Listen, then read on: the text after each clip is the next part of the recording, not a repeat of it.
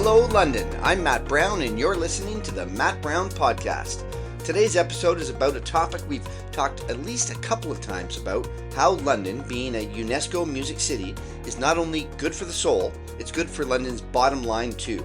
Councillor Sam Trosow and London leader Mario Circelli are coming on the podcast to talk about a report that's going to a council committee this week that gives you a sense of what's happened over the past several years. They're also going to share their vision for the future about what should come next. I'll tell you all about it right after this. Winter is here. Time to discover Bicycle Cafe. Cozy up with our daily soup and sandwich, or unwind with an evening latte and Dutch comfort food. London Bicycle Cafe at the Forks of the Thames. See you soon. And we're back. UNESCO stands for United Nations Educational, Scientific, and Cultural Organization. It was formed in 1945. It has 194 member states today. It manages the World Heritage Center, which designates World Heritage Sites, and it also promotes education for all. It supports scientific research and protects cultural diversity. Back in 2004, UNESCO introduced a Creative Cities Network. It's called UCCN. This network highlights cities that place creativity and cultural industries at the center of their development strategies and strategic plans. The City of Music designation is one of 7 creative fields recognized by this network, which also include crafts, folk art, design, film, gastronomy, literature, and media arts. There are currently over 50 cities of music within this global network, and it's been about 5 years since London earned this designation as a UNESCO City of Music. It took almost a decade of work to get there. That work is spread over several councils, and still today, London is the only Canadian city to have that City of Music designation.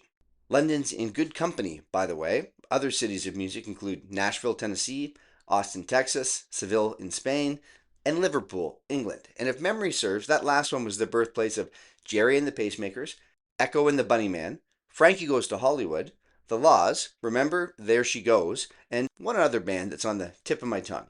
Anyway, 2026 is a milestone of sorts for London. City staff and Tourism London are delivering a report to Council Committee later this week detailing what the city and community partners have been able to accomplish since earning this distinction. And the report also includes some information on where they think Council should go from here. That second part, where they think Council should go from here, is an important one because the distinction has kind of a use it or lose it clause. In other words, if, among other things, future strategic planning doesn't have a central focus on investing in music, well, that would mean that London claims right now to be the first Canadian city to earn the distinction to be a city of music, and it would also be the first Canadian city to have it revoked. That's the background. Let's get on with the show. Over the decades, Mario Circelli has done more for the music scene in London than I can fit into an intro. To give you just a taste, he's the founder and chair of the Forest City London Music Awards, which he launched in 2002, and it continues to grow today. He also founded the Forest City Music Hall of Fame. These days, he runs the Digital Creative Arts Center at BGC, and he founded that initiative too. We're also joined by Ward 6 City Councillor Sam Trosow. Sam has been a proponent for music, art, and culture on and off council. We're lucky to have them both here with us today. So let's go. Mario, Sam, welcome to the podcast. Thank you for having me. Good to be here, Matt. Thanks. You bet. First up, we've talked about it before. London's a UNESCO City of Music. There's a report going to Council Committee this week. Sam, let's start there. What can you tell us about that? This report is coming to the Strategic Priorities and Policies Committee. That's the committee of the whole, so all the councillors will be there. There's a rather detailed report, mostly about the past activities of the music office, and there are also staff recommendations in terms of what they're asking the council committee to approve, which will subsequently go to full council. Okay, and folks interested can find that report on the city website, london.ca. I've been through it. It read a bit to me like a report card. Here's what's been accomplished and here are the next steps. Mario, let's focus on the past 5 years. If this was a report card, what kind of mark would you give it? I think the jury's still out. To be honest with you, there are certain things that we need to look at. But I think before we can, you mentioned it as a report card, and what marks would we give it? I think before we look at the marks, are like, what are the benchmarks? What are the expectations? What are we assessing it against? What is the criteria? And I think those are the things that are most important. Okay, yeah, fair enough. Sam, would you say that's a fair summary that Mario's provided, or do you feel differently about that? No, I think that's right. I mean, it's clear from reading the report that there have been a lot of very significant and helpful activities that have gone on. Certainly, any criticisms are not based on lack of effort. My issues with the report is, while I think it's very, very long on reporting existing past quantitative metric data, as well as reiterating some of the higher level aspirations and goals of the program, it falls short somewhat on an actionable roadmap for what we're going to do going forward. And I'd like to see that addressed. I just wanted to jump in. I think that's fair, Sam, and I know that and I'm not trying to, as they say, blow smoke up to where we shouldn't be blowing. But you're an expert in these kinds of things. You're an expert in municipal governance. I mean, sure, were some things accomplished? Maybe. Are they in keeping with what the initial plan was? Perhaps. I think what we want to look at and what we want to measure is who's benefiting and how. Where is that trickling down to, and what effect, what impact? I mean, when we look at things like this, you always want to measure the impact, and you want to measure that impact against what were the prescribed goals, what was the strategy. Is there a disconnect there? Or are we on the mark? It sounds to me like there's some consensus between the two of you, and one is that it might circle around vision or even lack thereof. And many of the good news items, and let's go there next, reported in the report may or may not have been a result of this program, and how would you know? So why don't we dig a little bit deeper and get into some of the specific outcomes and the success stories that are included in this report? Yeah, let's look at the metrics. Yes, well, the metrics are very impressive when you look at them as quantitative statements of metrics in terms of the numbers of artists supported, the audience reached. It's massive. The community's engaged, the number of events that were delivered, partnerships established, jobs supported, the number of students who were engaged. It's all there. Unfortunately, what's not there is understanding the next level, parsing this in some greater detail. When we say artists supported, how? What more could we be doing? Communities engaged. What communities are they referring to? How are they defining them? I think what's really missing is an overall understanding of the shared expectations and the desire for deliverables from the rank and file in the music community, which includes performers, students, musicians, I'd say smaller venues. The report acknowledges that this disconnect exists, but they're writing it in terms of the community is failing to understand what our purpose is and what we're trying to do. This has to be a two-way communication. We can't say, well, the problem is with the community. Perhaps part of the problem is with the administration in terms of making it clear to people what the purposes of the program are. And again, I don't want to attribute fault. I just think that two-way communication is something that needs to be improved. It seems like there's a lot of emphasis on meeting and working with selected stakeholders, conferences, international conferences. I'm hoping, and one of the main things that I want to suggest is that, in addition to these sort of higher level conferences, I want more sort of mass public participation in looking at what the next stage of the action plan is going to be. And this is crucial because we have to put our renewal application in by 2027. This was extended from 2025, which is very good. It gives us a little bit of breathing room And I want to just sort of back up and go back to the community here and do a little better engagement. Yeah, I mentioned off the top that London was very fortunate and should feel really proud about being recognized as the first Canadian city of music. You raise a really good point there, Sam, that London could also be known as the first Canadian community to lose the distinction too. Are you seeing the same thing? I think Sam's identified a couple things and made some really good points. First of all, let's look at the metrics, the methodology. What was the methodology? How did we arrive at those numbers? Were things placed in that basket that should legitimately be in that basket, or did they just catch everything that was happening, a snapshot of what was happening around the community, even if there was no real impact? The selected or selective stakeholders, that's probably a good point too. The mass public participation is an excellent point, Sam, because when this thing was started a number of years ago, it started from an initial seed from a couple people, Chris Bentley and even the former mayor and some others who got involved. And there was a groundswell of community involvement where it was very participatory. And for a few years, there was the London Business of Music Committee, and they were meeting on a regular basis, kind of as an advisory committee. And I think those things have fallen by the wayside in the last 4 years. More importantly, I want to get back to really the impact, who benefits and how. And I think we need to discuss what is the actual role. Okay, well, let's go there next. I think Sam raised a point about being a lot of travel, and he identified it. And obviously he's more intimately knowledgeable about that. I know that they are doing some, travel to Korea and Italy and this place and that place, and I think they're trying to carry our flag with them. It's to what benefit, to what impact. Yeah, really, what you're saying is, what's the return on investment? How much does it cost to travel? What kind of time and energy does it take to invest in that area?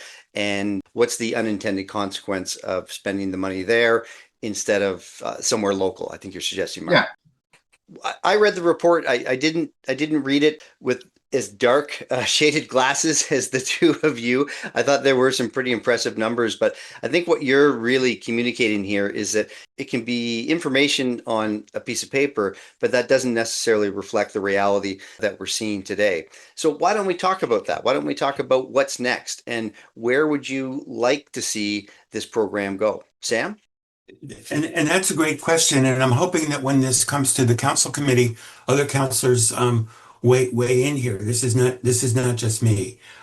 We're being asked to note and file, receive the report, and also direct civic administration to do some very general things. And I'm hoping that councilors take up this challenge and say, how can we best position ourselves with our 2027 reapplication to be as successful as possible?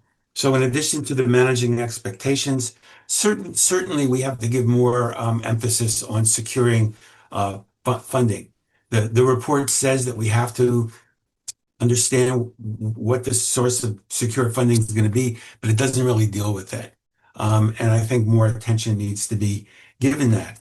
A good point raised in the report that needs to be enhanced is the relationship between this and core area development. We have a downtown master plan and a draft economic development strategy framework going on at the same time. This exercise has to be closely related to that. We can't have three silos here. And I think there's an understanding that these have to be integrated. I think I've already mentioned community feedback. One of the primary future opportunities that's addressed in the report is setting up incubation, creative sector incubation hubs, which I think is an excellent idea. I'd like to see that elaborated a little bit, but that raises, in addition to the funding question, it raises the question of space. Where are these hubs going to go? Here is a major problem that the report acknowledges exists, but it doesn't address. And that is, we have a real serious vacancy problem downtown. We've started looking at this in terms of housing. We need to look at it in terms of office space and what this can mean for things like rehearsal space and also meeting spaces for artists, storage spaces for people's equipment, and the whole notion of an incubation hub. I think the city is going to have to take more aggressive action in terms of reviewing the vacant storefronts and creating, in addition to incentives for owners to make them available to people in the creative sector, perhaps also some disincentives for them holding them vacant in the future. And I think that that might be a more controversial point.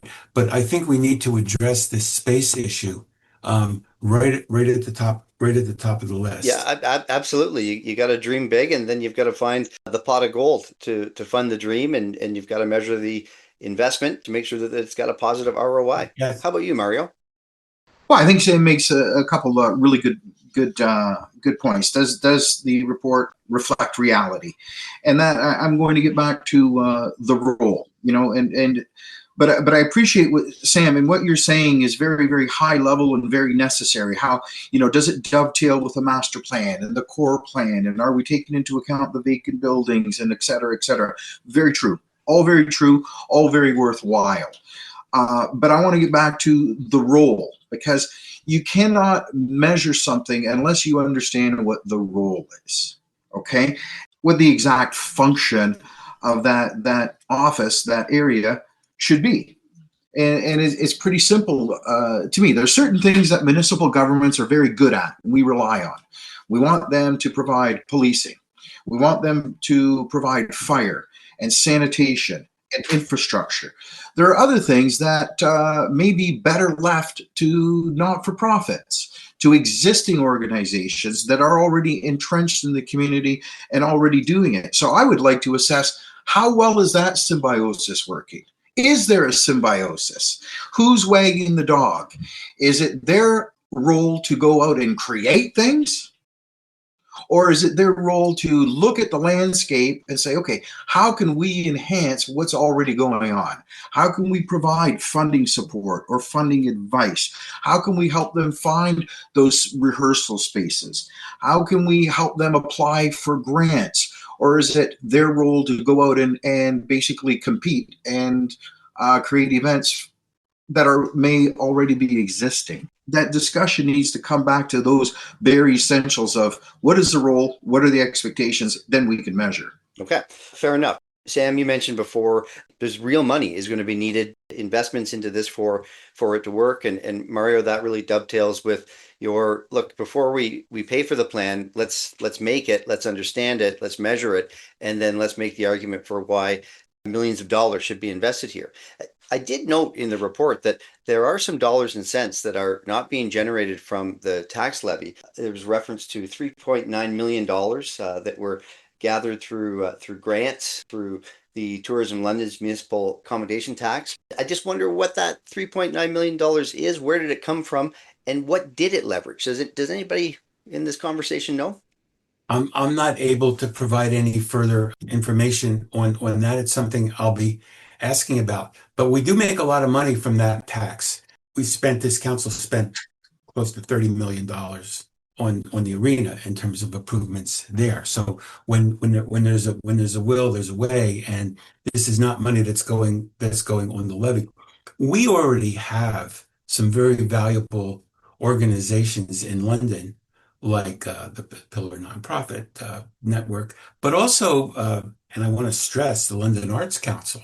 I think the London Arts Council could be playing a much more prominent role here, both in terms of receiving and dispersing funding down to the grassroots, because they, I think, better than anyone else in the city, has a great understanding of where the rank and file emerging artists are and what their needs are. And I'd like to see them brought into this discussion at a much higher policy and funding level. Mario, thoughts about funding?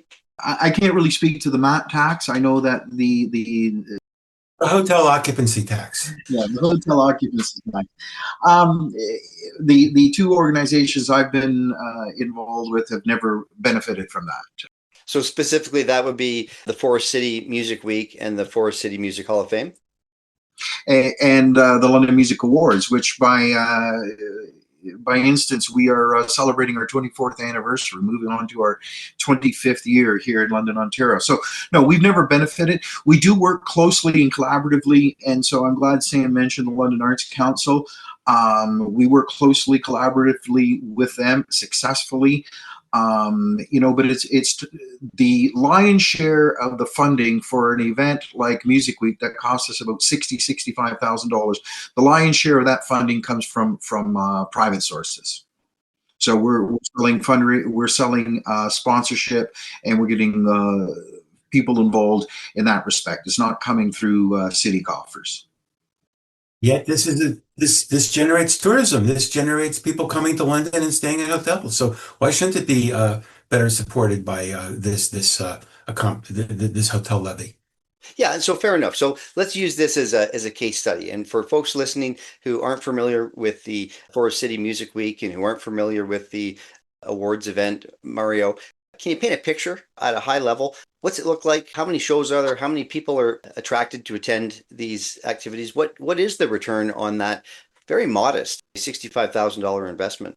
Great question. So just to use last year as an example, last year in the 8-day event, there were 17 in London Music Week, 17 events, 14 venues. We honored 200 musicians and paid 300 musicians to perform at various showcases at various venues throughout the Music Week. And supported them, and that's where the bulk of our sponsorship revenue goes to. It's paying performers, paying for venues and production. So all of that to say that over the course of the week, there were over 14,000 people who attended all of those events. 14,000, that's not too bad for a local regional music celebration. And from a voting standpoint, with respect to the music awards themselves, we had close to 61,000 votes cast online for the various categories and the various nominees in those categories. It's an opportunity, Matt, for us to acknowledge ourselves, to celebrate ourselves, to acknowledge that we've done some good work this year, and for musicians to pat each other on the back and say, you know what, let's keep going. Let's keep the faith. Let's keep making music in London, Ontario, because people care about what we're doing. And that's really what it's all about, let alone the piece where with the Hall of Fame, which is about, preserving and cataloging and curating the rich music history of our city that goes back to really Guy Lombardo, the original pop star of Canada. Forgive me if I appear a little bit gobsmacked here. So that $65,000, you get a small portion of support from the City of London, and the rest is made up through fundraising. It just feels like there's a disconnect here. Sam?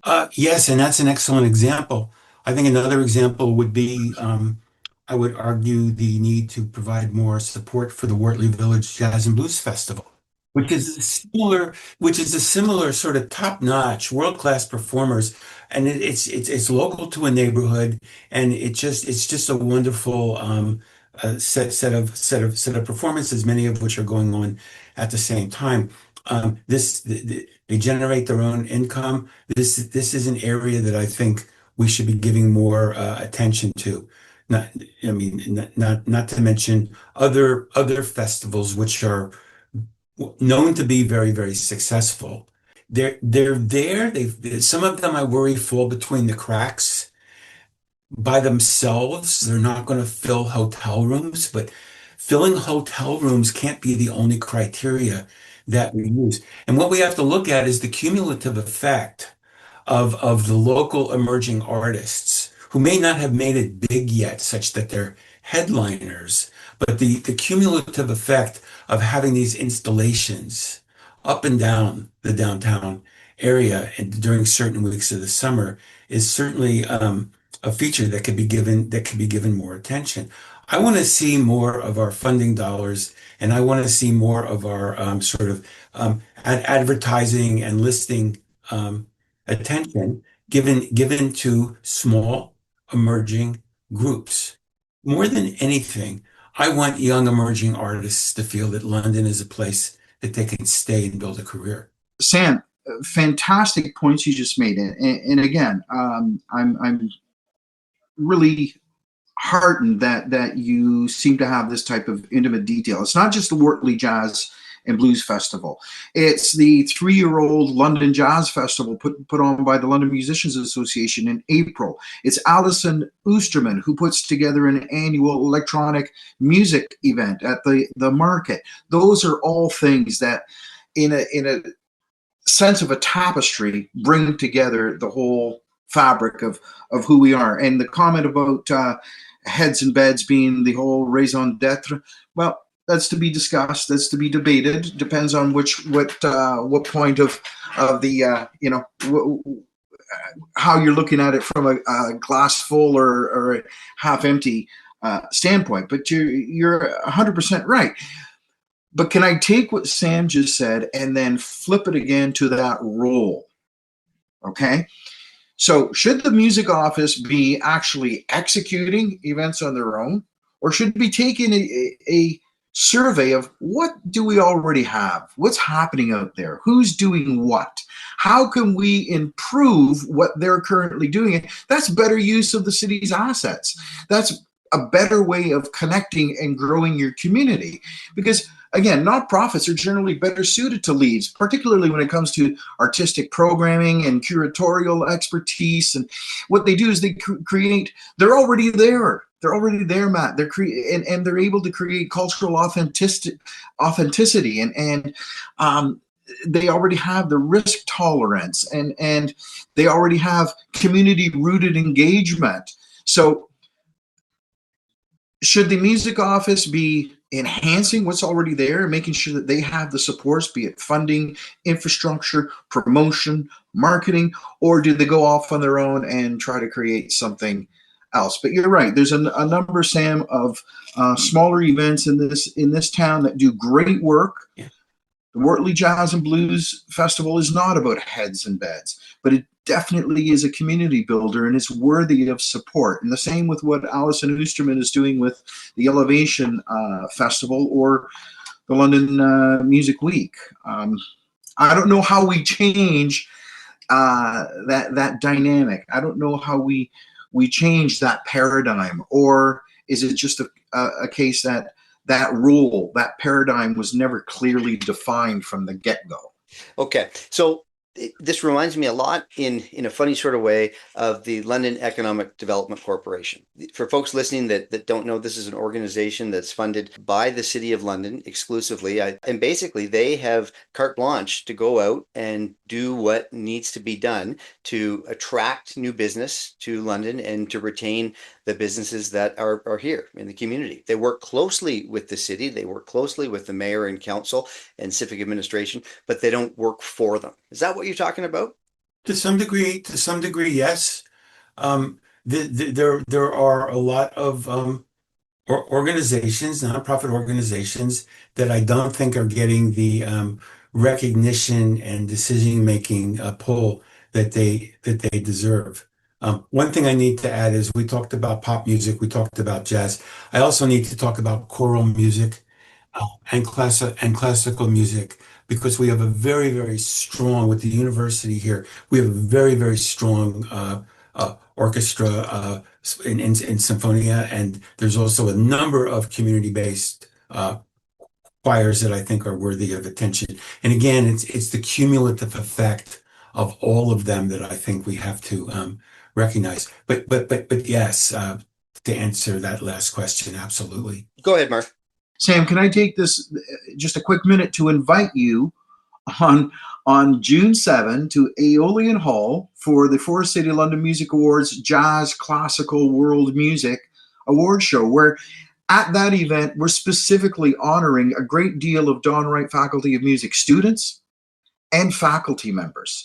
And that's where we're celebrating that genre, that area as well as we possibly can. And no one else is doing that. And we certainly are. And I hope if you let me know you want to come, we'll make sure that you get a front row seat. Okay. Okay, I'm going to leverage the word orchestra because I'm really picking up on a theme during this conversation, and that is there are a lot of great individual gems, hidden gems in some cases, of music that are happening right now here in London, but there really isn't anything that is orchestrating them, pulling them together, so there could be potential growth. So just as we finish up our conversation, I want to ask you, where do we go from here? And if the dollars and cents were invested in the places that you're suggesting versus where they're being invested now, could Londoners expect there to be a return on investment that would be positive, that there would be growth in this area, and that the goals of the music strategy would be achieved? Yes, absolutely. Not just in terms of the anticipated renewal of our UNESCO status, but also in terms of our downtown revitalization strategy, in terms of our overall economic development strategy, in terms of dealing with the vacancies downtown, and in terms of retaining talent in the city. These are all positive benefits that can come out of this type of thinking. Mario? I couldn't agree more. Again, though, we need to temper that with what are the measurables? Are the measurables simply how many dollars are we bringing in, or is the measurement more of how many dollars are we pulling in, but are we building community? Are we building capacity? Do musicians want to live and create and stay in our community?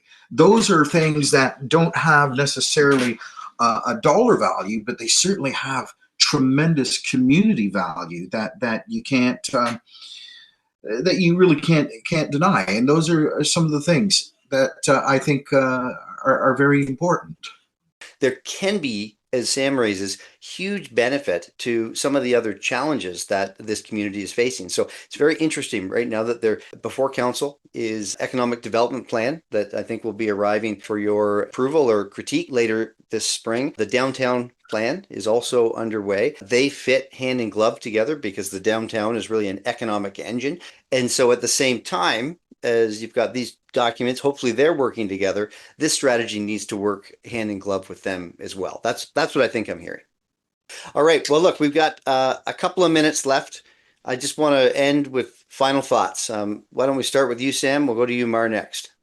Well, my initial thoughts are going to the council committee meeting on Tuesday and trying to move the needle a little bit in terms of what is going to be the next action coming out of staff. I want to put forward a couple of amendments to the motion that we've received. I think elaborating on the hubs, addressing the downtown problems, the space problems, looking at the relationship between the music office and civic administration, the relationship between the music office and the community, and how we can better leverage some of the existing nonprofits that we have. But we're going to have to do a lot more consultation with the general public than we've done so far. Mario? I completely agree. There needs to be much more public participation, much more consultation. We need to determine too, as a community, and thank you, Sam, for advocating in that area. And I know that there are some others. We need to determine too, is the role of that music office to be the, and sort of use a cheesy cliche, is the role to be the sage on the stage and direct and drive and create everything? Or is it to be the guide by the side and take an inventory of what's already existing? How do we stitch that better together? How do we create more authenticity by leveraging what's already existing and supporting it, be it financially or advice, infrastructure, making sure that public assets are available to not-for-profits at a cost reduction or free. And that's not to say that they're not. I have to shout out to the good folks at Parks and Rec. It's a lot cheaper for us to get the showmobile from the City of London than to bring in a public production stage company. But it's that role again, and to my estimation, I think part of the tapestry is there. What we want in that music office is a guide by the side, someone that is advocating, promoting, and working on our behalf in a non-competitive, manner, but very, very supportive. And that public consultation piece, that public participation piece that Sam has now mentioned 2 or 3 times, I couldn't agree with more. Okay, listen, when you think about this issue and you think about what London growing into an even bigger music city might be, London able to retain their UNESCO City of Music distinction. I think this is another one of those bona fide citywide issues that as we move in towards the election that's occurring at the end of this October, mayoral candidates out there might want to really focus in on this as an opportunity for a platform piece. Councillors too. I think that there is definitely a desire for a better state than we're seeing today. And the real question is, how are we going to get there? I've heard from both of you that maybe this needs to be directed perhaps by a not-for-profit that's willing to have a much bigger tent of participants so that then this is moving in the direction that the community wants it to go. Fair enough? Yes. Yeah. Okay, right on. Well, listen, time flies when you're having fun. We're out of it. I want to thank you, Sam, and I want to thank you, Mario, for coming on the show. Well, it's been a pleasure to be here talking to you about these issues. Yeah, thank you very much. And Sam, thanks for all the good work that you and the rest of the council are trying to do. I appreciate it. And we'll be back to close out the show right after this. Winter's here. It's time to discover the Bicycle Cafe. Cozy up with our daily soup and sandwich, or unwind with an evening latte and Dutch comfort food. London Bicycle Cafe at the Forks of the Thames. See you soon. And that's the show. As always, I hope you know a little bit more about how important it is that London keep the UNESCO City of Music distinction than you did before you heard this show today. Many thanks to Mario and Sam for joining us, and as always, thank you for listening.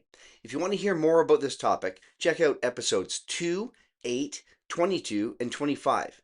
It really is amazing to me how often music, art, and culture come up throughout the year. I've said it before, and I'll say it again. This show is for you. In fact, we couldn't do it without you. And if you like what you're hearing, please share it with your colleagues, friends, and families. You can also subscribe wherever you get your podcast or visit themattbrownpodcast.com. There are some small costs associated with running a podcast, and if you'd like to pitch in and help me do it for free instead of a little less than free, there's a button on the main page that gives you the option to buy me a coffee.